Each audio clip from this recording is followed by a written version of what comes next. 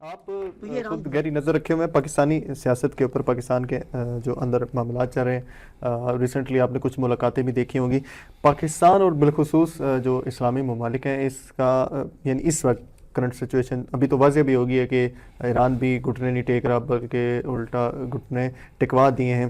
اس صورتحال میں پاکستان اور جتنے بھی اسلامی ممالک ہیں ان کو کیا کرنا چاہیے؟ کیا وہ رول ادا کرنا چاہیے کہ غزہ کے بچے خوش ہوں، مظلوم مسلمان خوش ہوں، دنیا کے جتنے مظلومین ہیں وہ خوش ہوں، اور جو ہے مسلم ممالک اور یہ خطہ جو ہے یہ دوبارہ ابھرے؟ بالخصوص صدیق جان صاحب، یہ جو پاکستان اور سعودی عرب کے معاہدے کی بھی بات ہے تو اس حوالے سے بھی بعض باتیں ہو رہی ہیں، تو آپ کیا سمجھتے ہیں پاکستان کو کہاں کھڑے ہونا چاہیے، کیسے کھڑا ہونا چاہیے؟ پاکستان کا قانون، آئین اور اس کی نظریاتی بنیادیں کس چیز کا تقاضا کر رہی ہیں؟ دیکھیں، یہ دو مختلف چیزیں ہیں۔ ایک یہ ہے کہ پاکستان کی حکومت کہاں کھڑی ہے، یہ ایک الگ چیز ہے، اور عوام کہاں کھڑی ہے، یہ ایک الگ چیز ہے۔ اس کی وجہ یہ ہے کہ موجودہ جو حکومت ہے وہ پاکستان کے عوام کو ریپرزینٹ کرتی ہی نہیں ہے۔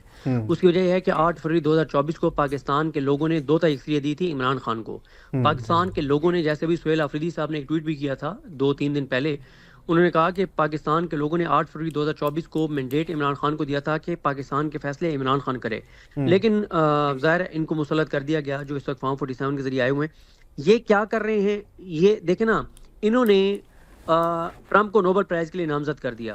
آپ پاکستان کے اندر مائک دے کر بھیجے لوگوں کو، 99.99% مسلمان جن کے اندر انسانیت ہے، جن کے اندر غیرت ہے، وہ کیٹیگوریکل کہیں گے کہ وہ اس چیز کو سپورٹ نہیں کرتے کہ ایک درندے کو، ایک عالمی دہشت گرد کو آپ نوبل پرائز کے لیے نامزد کر رہے ہیں۔ تو پاکستان کے لوگ تو کہیں اور کھڑے ہیں، پاکستان کی حکومت جہاں بھی کھڑی ہو، تو پاکستان کے لوگ ایران کے ساتھ کھڑے ہیں۔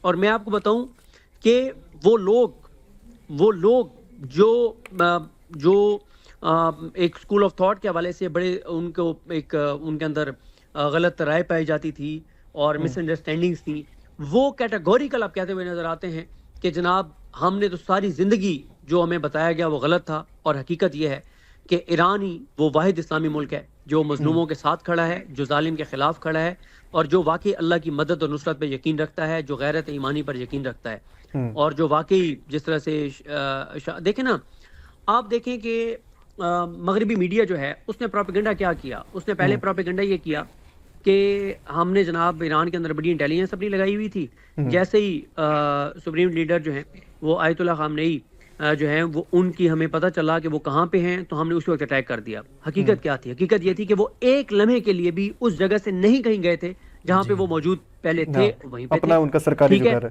ہاں، اچھا، پھر یہ کیا انہوں نے کیا؟ بدقسمتی سے ہمارے پاکستان کے اندر بھی میڈیا نے ان چیزوں کو چلانا شروع کر دیا کہ وہ کہیں تھے تو امریکہ نے اور اسرائیل نے ان کو ٹریس کیا۔ او بھائی، خدا کے بندو، وہ تو ایک لمحے کے لیے بھی کہیں نہیں گئے۔ کیوں؟ کیونکہ ان کو جان جانے کا خوف نہیں تھا۔ اچھا، مجھے ایک اور بات بتائیں کہ اگر علی لاریجانی سمیت ایران کی ساری قیادت ان کو اتنا ہی خوف ہوتا تو وہ یوم القدس کی ریلی میں آتے، پوری دنیا کے میڈیا کے سامنے آتے۔ بھائی آپ دیکھیں، اور پھر ایک اور چیز ہے، کیا علی لاریجانی صاحب کو نہیں پتا تھا کہ وہ ٹارگٹ ہیں؟ اچھا، پھر علی لاریجانی صاحب جو ہیں ان کو جب پتا تھا کہ وہ ٹارگٹ ہیں اور وہ یوم القدس کی ریلی میں آئے، انہوں نے فرنٹ سے لیڈ کیا، پوری قیادت نے، سب ذمہ داران وہاں پہ موجود تھے۔ یہ ایک میسج یہ تھا کہ ہماری جانیں امپورٹنٹ نہیں ہیں، ہماری جانیں امپورٹنٹ نہیں ہیں، ہمیں اللہ پر یقین ہے، ہم شہادت کے متمنی ہیں، ہم شہید ہونا چاہتے ہیں، ہمیں اپنی جان جانے کا کوئی خوف نہیں ہے۔